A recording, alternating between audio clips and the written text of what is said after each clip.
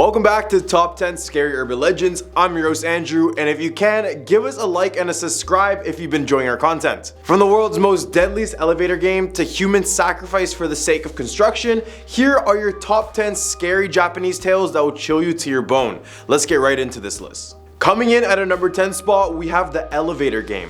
The elevator game is a mysterious and potentially dangerous ritual that is said to bring you to another world. This game has its origins in Japan and is played by entering an elevator in a public building with at least 10 floors. The player must press specific buttons in a specific order without anyone entering or even leaving the elevator in order to reach this other world. In the other world, electronics do not work, the lights are off, and all that can be seen from the windows is a red cross in the distance. To return back to the original world, the players must repeat the sequence of button presses and be very vigilant of their surroundings. The player must be careful not to look at the woman who enters the elevator on the 5th floor, as she is not human. If someone enters or even leaves the elevator during the ritual, the players must start over. And you must be wondering what the specific ritual is, but if you guys actually want to know about that, search it up, because I'm not going to say it for you guys because I don't want you guys doing this. Because for those who have played, it is said that if they faint or lose consciousness during the ritual, they may wake up in their own home. But they must be careful to examine their surroundings, as it may not be the same home they left. It is important to not attempt this ritual too many times as well, as it can lead to an accidental slipping between both worlds. And it's also worth mentioning that if the woman does not enter the elevator or the players do not reach the 10th floor, they should immediately return to the 1st floor and completely end the game. At a number 9 spot, we have the Rokurokubi, the long-necked demon. The legend of the Rokurokubi is a supernatural creature from Japanese mythology that originated during the Edo period, which is 1603 to 1867. The Rokurokubi is a beautiful woman by day, but at night she undergoes a metamorphosis where her neck extends and she begins to hunt. Some versions of this legend says that this creature can be recognized by small white marks on their neck, or even by the way they sleep with their head far from their body. But in reality, when I see photos of this, all I can think is, if they got a long neck, they're probably this creature.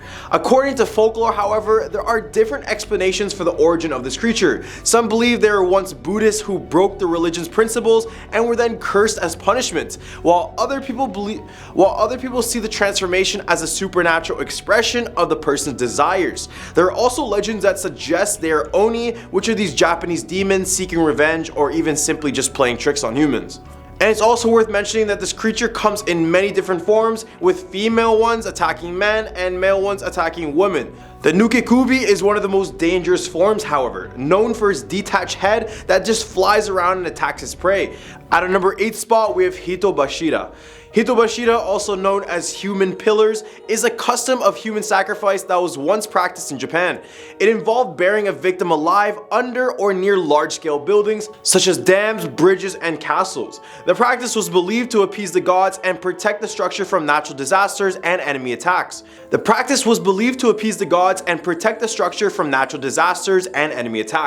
tradition of human sacrifice in Japan dates back to the construction of aristocratic tombs in ancient times. The use of human pillars persisted in various parts of Japan until the 16th century. Legend has it that the Maruoka Castle, one of the oldest surviving castles in Japan, was built with the help of a human pillar named Oshizu. When the stone wall of the castle kept collapsing, a vassal suggested the use of a human sacrifice, Oshizu, who is this one-eyed woman living in poverty who volunteered to even become this human pillar in the first place.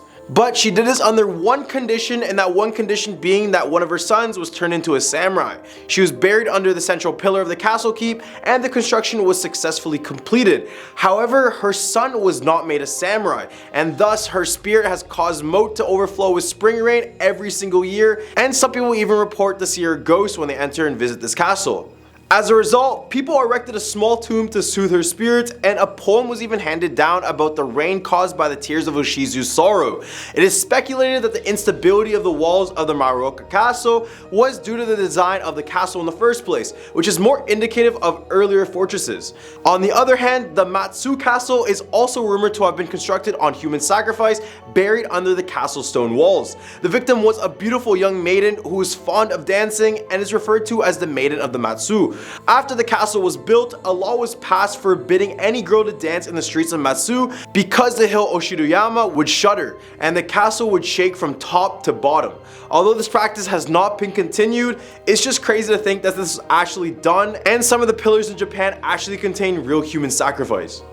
At our number 7 spot, we have the Kisaragi Station. In 2004, a 2chan user named Hasumi posted on a thread asking for help because she got on the wrong train at Shin Hamatsu Station.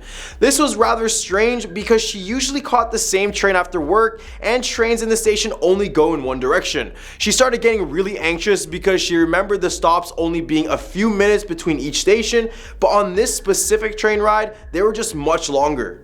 They even went through a tunnel, but her usual line didn't go through any sort of tunnel. She walked to the front car to ask the conductor for help, but the curtain was closed and no one answered. She then knocked on the door, but that's when the train suddenly stopped at Kisaragi Station. As she left the train, she was filled with huge anxiety and fear, but as she tried to go back, the train door shut on her. As all this was happening, she was messaging people on this discussion board on 4chan about the station, but when they all replied, they had said that no such station existed in Japan. She decided to exit the station and walk back along the tracks, even back through the tunnel she had gone through under earlier. She reported strange sounds like drums in the distance, and even a voice telling her that walking on the tracks is extremely dangerous. As she grew more afraid, she turned back to go around, but she saw an old man with one leg, which then slowly disappeared right after. When she finally got out of the tunnel, a man came up offering help and to drive her to the nearest station. This is when she posted on the thread for the very last time, saying that the man was muttering to himself, then her phone died, and she was never heard from the thread again. At our number 6 spot, we have the 1932 Shirokiya department store. On December 16, 1932, tragedy struck the Shirokiya department store in Japan during their year-end Christmas theme sale. The festive decorations of the season turned into a nightmare as a fire broke out at the toy section just a few minutes before the store was about to open. The fire quickly spread to floors 4 and 8, filling the staircase with smoke and cutting off major escape routes. This left many shoppers and employees stranded on the upper floors, desperate for a way to find safety. Some of those who were trapped made makeshift ropes from clothing or curtains and climbed down to safety. Others were not so lucky. They instead fell to their deaths or even suffocated in the smoke-filled building. In total, 14 people lost their lives and 67 were injured in the Shirokiya department store fire. In the aftermath of the fire, stories and legends began to circulate about the tragedy. One particularly interesting legend relates to the traditional dress of the saleswoman in the store. At the time, it was customary for women who wore traditional kimonos to go without panties. According to this urban legend, some of the saleswomen in kimonos who were trapped on the upper floors chose not to jump the safety nets that had been set up below because they were just ashamed to not be seen below without underwear. While there is no real proof that this legend actually existed, it is said to have led on to an increase in the popularity of Western style panties in Japan, which is both odd and kind of terrifying at the same time. I don't know what to think. In the hub for our list, we have the ghost taxi passengers. After the devastating 3/11 earthquake and tsunami that hit the northeastern Japan coast, sightings of yurei or ghosts have increased drastically in cities like Ishinomaki in Miyagi Prefecture. As these spirits have not been properly put to rest, some may have not even been aware that they are dead and are often searching for a way home. As a result, taxi drivers all over this place have long been subject to ghostly encounters in the form of passengers trying to go home or to a very specific place. This has almost become a norm for taxi drivers around Japan to be asked if they had ever had a ghostly passenger before. Tohoku Gaon University conducted a study called the Awakened Spiritual Earthquake Studies that involve interviews with more than 100 Ishinomaki taxi drivers who had supernatural encounters. Many drivers reported picking up passengers who seemed to be wet or wearing winter coats in the summer, months after the disaster in the cold months of March. Most drivers reported running the meter and having to pay the fee for the vanished passenger. One particular driver reported a chilling story about a man in winter clothing whom he picked up in the summer who asked to be taken to an address that had been destroyed. The driver asked if he was sure that that was the address as it was just a vacant lot, to which the passenger replied by asking, "Am I dead?" Number 4, the Red Room Curse. The Red Room Curse is a Japanese urban legend that originated from an interactive Adobe Flash horror animation uploaded to GeoCities in the late 1990s. The legend tells the story of a pop-up ad that appears on the victim's computer screen, displaying a black text that reads, "Do you like?" on a red background. After trying to close the pop-up, it reappears with a new message that reads, "Do you like the Red Room?" before the screen just turns completely red, displaying a list of names of the Red Room victims. This is when the victim senses a mysterious presence behind them before losing consciousness and later being found dead in a room with blood-painted walls. The legend gained notoriety in 2004 when a 12-year-old schoolgirl was murdered by an 11-year-old classmate known as Girl A in Sasebo. It was reported that Girl A was a fan of the Red Room curse animation and had the video bookmarked on her computer at the time of her death. And of course, this incident led to widespread discussion and fear for this curse. Then in 2016, a short film titled The Red Room Curse was released and was inspired by this urban legend, of course. The film brings the legend to life and is sure to give anyone who watches it a chilling experience. So if you guys kind of want to know what this Red Room is about, watch this film because it'll give you all the insights. Number 3, the Ushi-Oni. The world of Japanese mythology is full of terrifying creatures, but none are quite as fearsome as the Ushi-Oni, also known as the ox demon. This class of monster is found near bodies of water and is known for its savage and cruel nature. Although there are different types of Ushi-Oni, they all share similar traits that make them unmistakable. Perhaps the most terrifying thing about these monsters is their insatiable appetite for human flesh.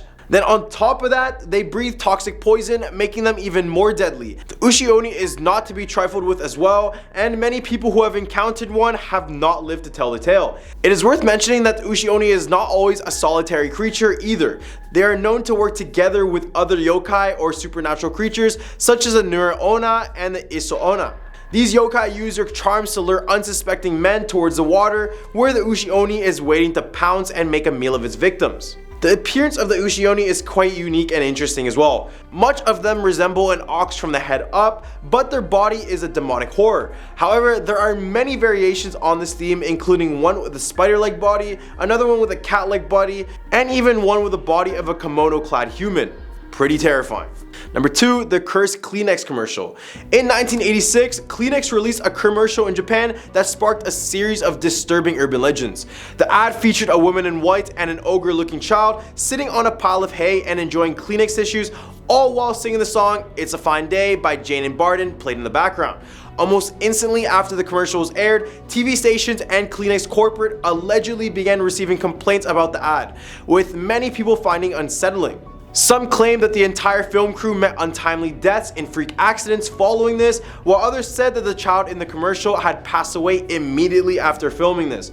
There are also rumors that the actress Kaiko Matsuzaka had either passed away or even been committed to a psychiatric hospital. Others claim that when the ad came on at night, the singer's voice in the commercial transformed from that of a young soprano to a raspy old woman's. And the ad was so unsettling to the public that Kleenex eventually pulled it off air and replaced it with a completely different one. At our number 1 spot, we have the Kaiko-Ji Temple. This place has nothing really scary about it, except the fact that it has mummified bodies on display. Okay, maybe it's a bit scary. These mummified figures are known as the Shokuonbutsu, also known as the living Buddha or Buddha mummies. These are in fact real people, and these are the bodies of the priests who belong to the Shingon sect of Japanese Buddhism. All of these mummies we see are priests who made the drastic decision in self-mummification. And I don't know what it is, but there's something about a body that being fully intact for hundreds of years that makes it so creepy. The process for the mummification would actually be very intense as well, and for the first 1,000 days, and it would go a little something like this. For the first 1,000 days, they would do extreme fasting and exercising. Then on the next 1,000 days, they would reduce their diet to a bare minimum in order to fit in this thing.